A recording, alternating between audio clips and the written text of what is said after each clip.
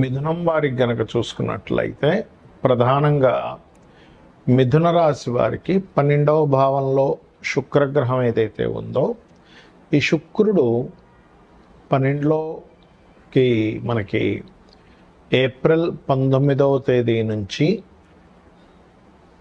మే 14వ తేదీ వరకు ఉంటాడండి అక్కడ. అంటే దాదాపుగా ఒక 25 రోజులు 26 రోజులు ఉంటుంది దాని ప్రభావం, శుక్ర ప్రభావం. ఎప్పుడైతే ఈ గ్రహం ఇన్ని రోజుల పాటు ఇక్కడ ఉంటుందో 12వ స్థానంలో, మరియు శని కుజులు కలిసి దశమ స్థానంలో ఉన్నారో మీకు, అలాగే మే 12వ తేదీ నుంచి కుజుడు కూడా తన ఓన్ హౌస్కి వస్తున్నాడు. అంటే శుక్రుడు ఒకసారి ఓన్ హౌస్లోకి వస్తున్నాడు 12వ స్థానంలోకి, కుజుడు 11వ స్థానంలోకి ఓన్ హౌస్లోకి వస్తున్నాడు. ఈ రెండూ కూడా ఈ సంవత్సరంలో ఒక డిఫరెంట్ ఎనర్జీని క్రియేట్ చేసే, ప్రకృతి పరంగా విపరీతమైన ఎండలను ఇచ్చేటువంటి గ్రహాలుగా మారుతాయి ఇవి. అయితే 12లో ఉండేటువంటి శుక్రుడు మీకు ఎటువంటి ఫలితాలు ఇస్తాడు మిథునం వారికి అనేటువంటి అంశాలు చెప్తుంది నేనైనప్పటికీ, చెప్పిస్తుంది సాక్షాత్ లలిత అమ్మవారిగా భావిస్తూ, ఆ లలితాంబిక అమ్మవారి యొక్క అనుగ్రహం మీకు పరిపూర్ణంగా కలగాలని మనస్ఫూర్తిగా కోరుకుంటూ, ఇక్కడ ఈ 12వ భావంలో ఉండేటువంటి శుక్రుడు ఏంటంటే తండ్రి గారి ఆస్తి విషయంలో మంచి ఫలితాలు ఇవ్వడము, మరియు మీరు ఏదైనా ఒక విషయంలో ఇన్వెస్ట్మెంట్స్ చేస్తుంటాం, అసలు ఇది సరైన సమయమా కాదా అని తర్జన భర్జన పడుతూ ఉంటాం. దానికి కొంతవరకు అనుకూలతనిస్తాడు. కాకపోతే ఎంతైనా శని దృష్టి కూడా ఉంది కదా, కాబట్టి కొంచెం ఈ ఇన్వెస్ట్మెంట్ చేసే విషయంలో కొంత స్ట్రెస్ కూడా ఉంటుంది. కానీ తన యొక్క ప్రభావం ఏదైతే ఉందో, శుక్రుడు 12వ స్థానంలో ఉండే ప్రభావం మంచి ఫలితాలు ఇస్తాడు. అంటే ఏమిటి, గతంలో జరిగినటువంటి జీవిత భాగస్వామితో జరిగినటువంటి కొన్ని డిస్టర్బెన్సెస్, డిస్ప్యూట్స్ మూలంగా కలిగే కొన్ని మంచి ఫలితాలు. అలాగే మరొక విషయం ఏంటంటే, ఇక్కడ గమనించుకున్నట్లయితే ఈ యొక్క దశమ స్థానంలో శని కుజుడు ఉన్నందుకు కొంచెం ఉద్యోగ సంబంధించిన విషయంలో కూడా కొద్దిగా స్ట్రెస్ అవుతూ ఉంటారు. విదేశాలకు వెళ్ళి, వేరే వేరే దేశాలకు అది వెళ్ళి ఉన్నత విద్యల కోసం ఎవరైతే ప్రయత్నం చేస్తుంటారో ఆ యొక్క ప్రయత్నంలో చక్కటి ఫలితాలు మీరు పొందడం జరుగుతుంది, గుర్తుపెట్టుకోండి. అంటే కొంతమంది అంటూ ఉంటారు, ఏమంటే నేను విదేశాలు వెళ్ళి చదువుకుందాం అనుకుంటున్నాను, అవుతుందా అవదా? ఇప్పుడున్నటువంటి ఈ యొక్క గ్రహస్థితి ఏదైతే ఉందో ఖచ్చితంగా మంచి ఫలితాలను ఇస్తుంది, అందులో ఎటువంటి సందేహము లేదు, ఇది గుర్తుపెట్టుకోండి. అయితే ఎవరికైనా పర్సనల్ చార్ట్లో శుక్రగ్రహం చాలా ప్రాధాన్యత వహిస్తుంది, గుర్తుపెట్టుకోండి. ఎందుకు అంటే శుక్రుడు ధనాన్ని ఇచ్చే కారకుడు, ధనం మూలం ఇదం జగత్. కాబట్టి మనం చూడండి, ధనం వల్ల సంతోషం రాకపోవచ్చు, కానీ ధనం వల్ల గౌరవం వస్తూ ఉంటుంది ప్రపంచంలో.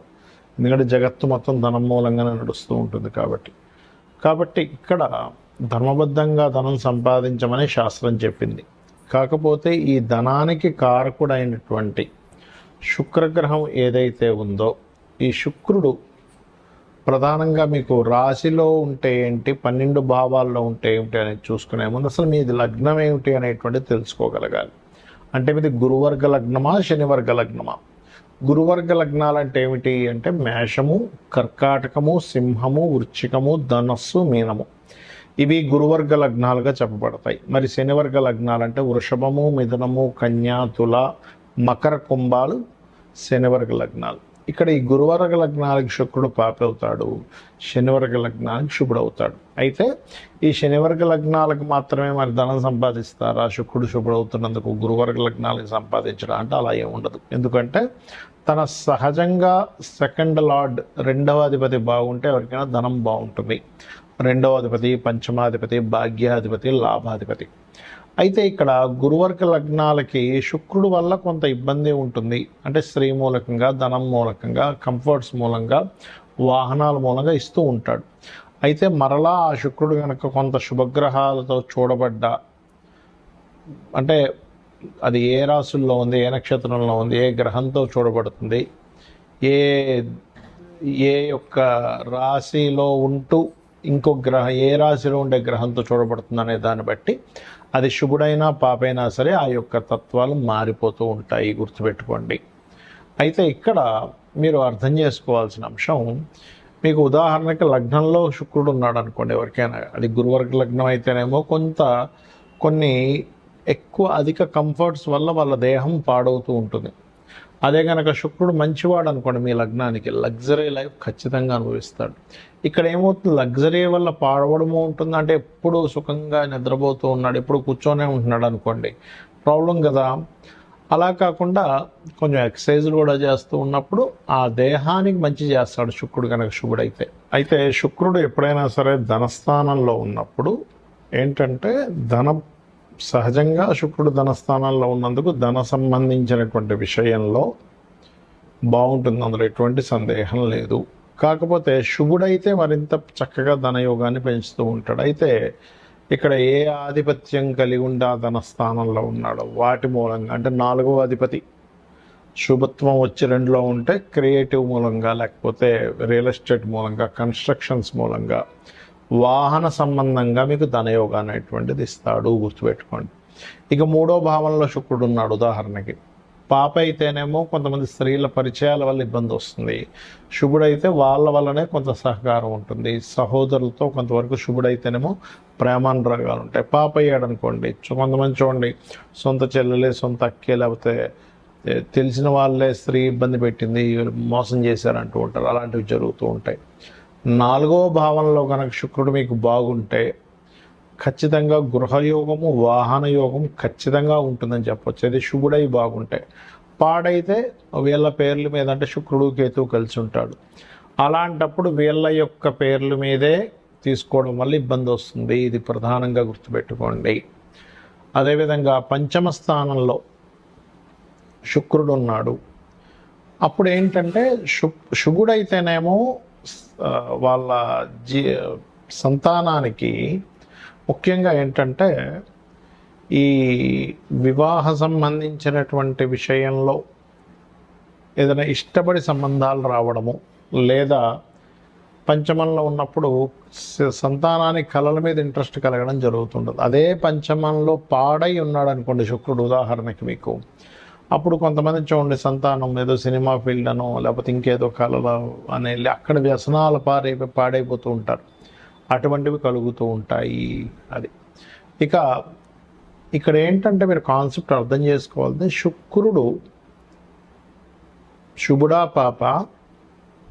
పాప అయితే మరింత పాడైపోయి ఉన్నాడా, శుభుడైనా సరే శుభత్వాన్ని ఇచ్చే దాంట్లో లేకుండా ఎక్కువ పాడైపోయాడా, బాగున్నాడా అనేది ప్రధానంగా చూసుకోవాల్సిన అంశం. ఇప్పుడు ఈ శుక్రుడు 6లో ఉన్నాడు అనుకోండి, ఎవరికైనా శుక్రుడు 6లో ఉన్నా 11లో ఉన్నా ముఖ్యంగా వివాహ జీవితం మీద ఎఫెక్ట్ చూపిస్తాడు. కాబట్టి వివాహ సంబంధించినటువంటి అంశంలో ఎక్కువ ఇబ్బందినిస్తూ ఉంటాడు. అలాగే మనకి కామన్గా ఈ యొక్క శుక్రుడు 7వ స్థానంలో ఉంటే ప్రేమ వివాహం అనుకుంటాం, కానీ ప్రతిసారి ప్రేమ వివాహం వాళ్ళని రూల్ లేదు. పాప అయితే ప్రేమ మూలంగానే ఇబ్బంది పడతాడు వివాహం చేసుకుందాం అని. కొంతమంది చూడండి ప్రేమించానండి కానీ దాని తర్వాత చాలా ఇబ్బంది పడ్డాను అంటూ ఉంటారు, ఇటువంటివి జరుగుతూ ఉంటాయి. అదేవిధంగా ఒక్కొక్కసారి శుభుడయ్యాడు అనుకోండి, పార్ట్నర్స్ వచ్చినప్పటి నుంచి బాగుంటుంది, జీవిత భాగస్వామి కావచ్చు, లేకపోతే లైఫ్ పార్ట్నర్ కావచ్చు, బిజినెస్ పార్ట్నర్ కావచ్చు. అష్టమంలో ఉంటే శుభుడైతేనేమో తాతగారి ప్రాపర్టీస్ బాగా కలిసి వస్తాయి, పాప అయితేనేమో తాతగారి ప్రాపర్టీస్ ఉండడం వల్ల వీళ్ళు ఒక్కోసారి పాడైపోతూ ఉంటారు కూడా. అలాగే యాక్సిడెంట్స్ కూడా ఎక్కువ అవుతూ ఉంటాయి ఒకవేళ పాప అయితే కనుక. అష్టమాధిపతి పాప చతుర్థంలో ఉన్నాడు అనుకోండి, అప్పుడు ఆ ప్రభావం ఎక్కువగా ఉంటూ ఉంటుంది. ఇక అదేవిధంగా గమనించుకున్నట్లయితే భాగ్యంలో ఉంటే తండ్రికి కళా సంబంధించినటువంటి భాగ్యం, అంటే ఇప్పుడు హైయర్ ఎడ్యుకేషన్లో మంచి ఫలితాలు ఇస్తాడు బాగుంటే. పాడైతే తండ్రి వ్యసనాలు పాడవడం కూడా జరుగుతూ ఉంటుంది. దశమంలో శుక్రుడు ఉంటే బ్యాంకింగు, ఫ్యాషన్ రిలేటెడ్ రంగాల్లో ఉద్యోగాలు. పాడైనట్లయితే ఆ ఫ్యాషన్ రంగాలకు వెళ్ళడం ద్వారానే ఇబ్బంది వస్తూ ఉంటుంది, బ్యాంకింగ్లోనే తిరుగుతూ ఉంటాడు కానీ జాబ్ రాదు. ఇక్కడ ఏంటంటే మీరు దేంట్లో ఎక్కువగా తిరుగుతూ మీ సమయాన్ని వృధా చేసుకుంటున్నారు అనేటువంటి విషయాన్ని కూడా గ్రహం చెప్తుంది, గుర్తుపెట్టుకోండి.